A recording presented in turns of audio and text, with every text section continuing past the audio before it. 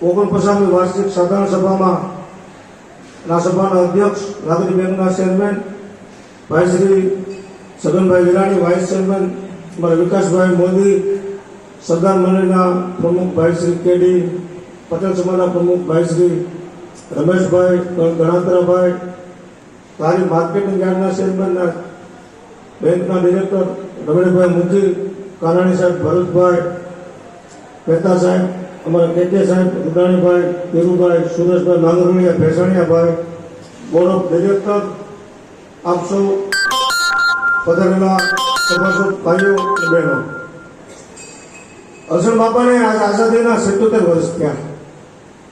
નાગરિક બેંકની સાધારણ સભાના 49 વર્ષ થયા. ત્યારે એના મનમાં વિચાર એવો હોય છે કે બગસરાની અંદર આપણે કંઈક કરવી. ત્યારે આ નાગરિક બેંકની એને સ્થાપના કરી. ત્યારે જે બોર્ડ ઓફ ડિરેક્ટર જે જોડાયેલું હોય છે સંસ્થાની સાથે, તો બેંકમાં લિમિટ હોય છે. જયારે બેંક બની ત્યારના જે ડિરેક્ટરો આપણે વિશે પણ અત્યારે હયાત પણ નહીં હોય. કનુભાઈ, ભાઈ સમભાઈ ગોંડલિયા, નાગજીભાઈ ડોંગા, ભૂષાભાઈ સતાણી ઘણા હતા. આપણે વિષય તે નથી. આજે આ બોર્ડ છે, આવતીકાલે પણ નહીં હોય. તો આ બેંકનો 30 કરોડ ઉપરની ડિપોઝિટ છે, 50 લાખ ઉપરનો નફો કર્યો છે, નેટ એનપીએ 0 છે. સારી બાબત કહેવાય છે. અર્જુનભાઈએ પ્રશ્ન કર્યો હતો, પણ કોઈ પણ સહકારી મંડળી હોય કે બેંક હોય, એની જે સાધારણ સભામાં તમને એજન્ડા આપ્યો એમાં લખેલું હોય કે કોઈ પ્રશ્ન તમારો હોય તો લેખિતમાં 5 દિવસે તો આપવો પડે કે જેની ચર્ચાને વિચારણા થાય. પણ બગસરામાં જે મંડળીઓ હાલે છે એમાં એક સરદાર મંડળી 12% વ્યાજ લે છે.